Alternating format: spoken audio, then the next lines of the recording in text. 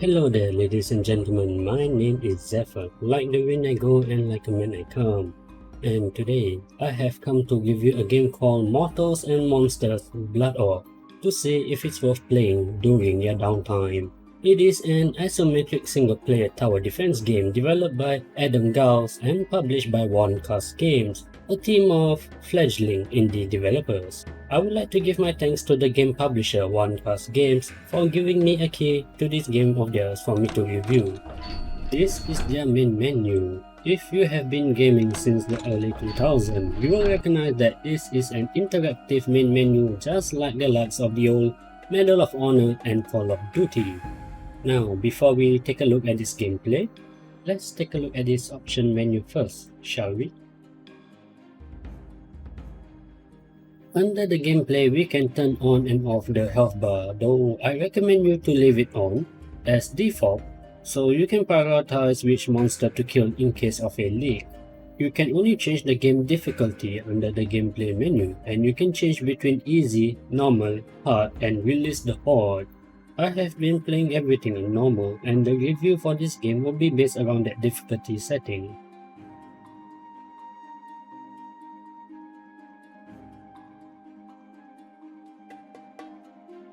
You can play using the keyboard and mouse and the gamepad, and the keys for the keyboard and mouse are rebindable, and to me that is really nice.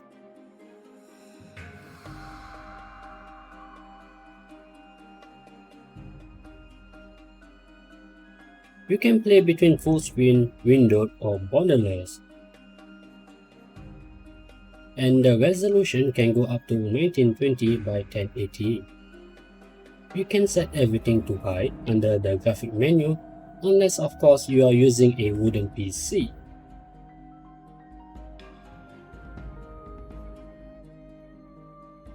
And lastly, we have 3 separate audio sliders for our audio. We shall proceed with where I last stopped for this review.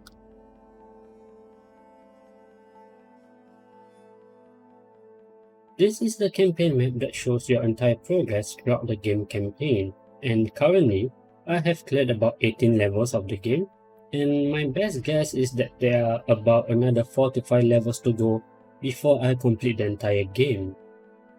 Under the intelligence report, this is where you can see the stats of all the towers you have unlocked throughout the campaign, the skills you have, and also the enemy units.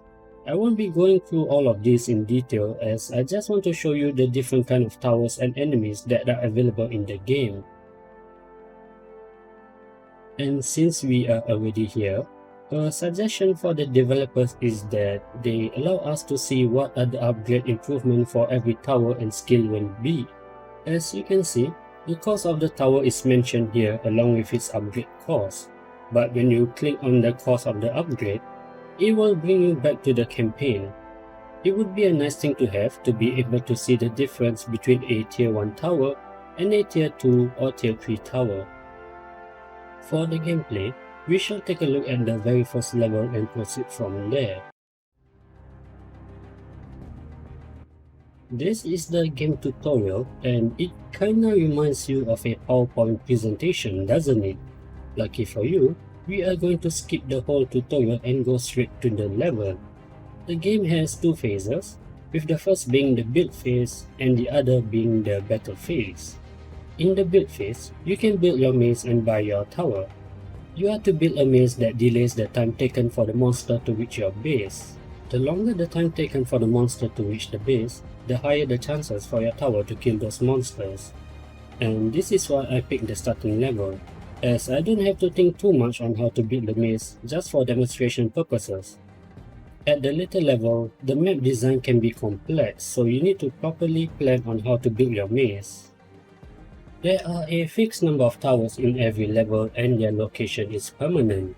The only thing you can do is to decide which tower is best suited at which location.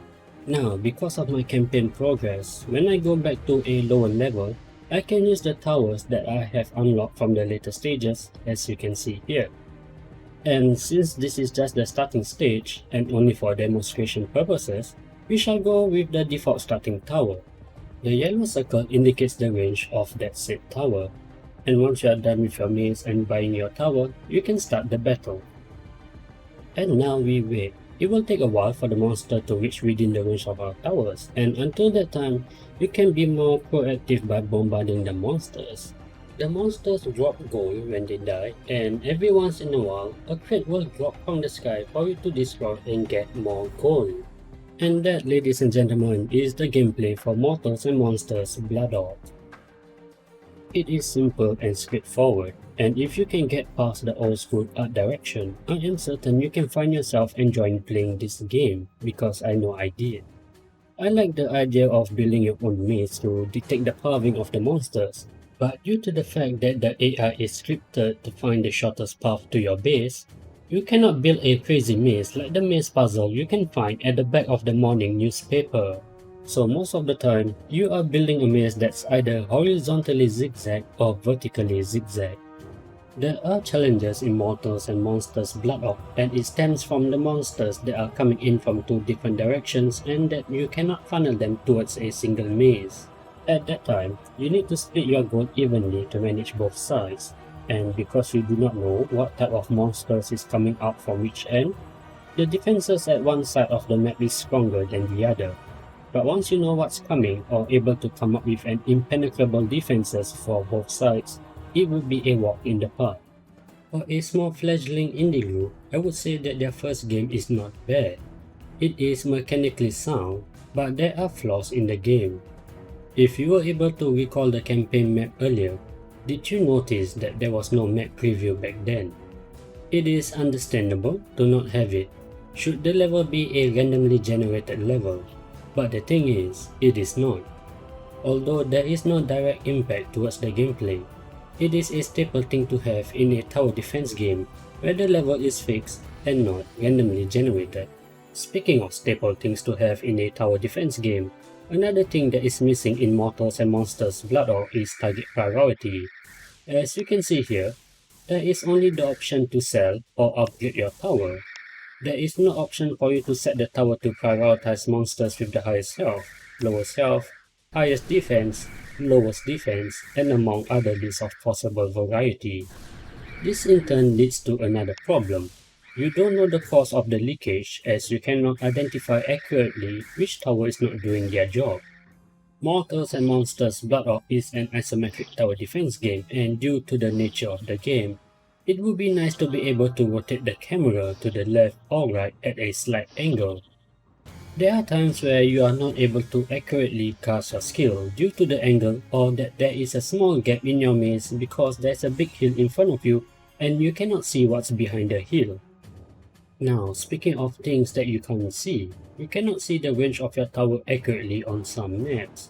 On maps where your tower got the high ground, you are not able to accurately see the range of the tower. As you can see here, there's a very big gap between the floor and the radius attack range of the tower. It would definitely be nice if the circle hit all the way to the floor. And that, ladies and gentlemen, is Mortals and Monsters Blood Oath, and it is available on the PC. You can get the game for $12 or based on your region's GDP. Can I recommend you getting Mortals and Monsters Blood Oath for $12 for you to play during your downtime? It is hard. This game is a hard sell. Even if the developers are able to fix the issues or criticism I mentioned, the old school aesthetic gimmick is a hard pull, especially when the year is 2022. It is the generation of superficial gamers, and if they had to pick between playing Bloons TD or this, I say 100% of them would rush over to play Bloons TD instead. And even when you compare Mortals and Monsters Blood Oath asking price to games within the same tower defense genre, it is a major hurdle. You can get Bloons TD6 for 10, Rogue Tower for 14, Sanctum for 14, and Orc Must Die for 14. And those games title I mentioned earlier, they are way polished as compared to Mortal and Monsters Blood Oath. And don't let me get started on the gameplay experience. So I cannot recommend you getting Mortal and Monster Blood Oath for you to play during your downtime. Not at full price at least. Maybe, just maybe you can get the game when it is at 50% off or something. And as the time of this recording, Mortals and Monsters is having a 75% sale for a limited time. My name is Zephyr, like the wind I go and like a man I come, and now it is time for me to go. Thank you for watching all the way till the end, and if you enjoyed the video, do subscribe to show your support. Feel free to follow me on Twitch if you would like to see me play the game first before it ends up as a review. Stay safe, have a wonderful day, and I hope to see you in the next video. See ya!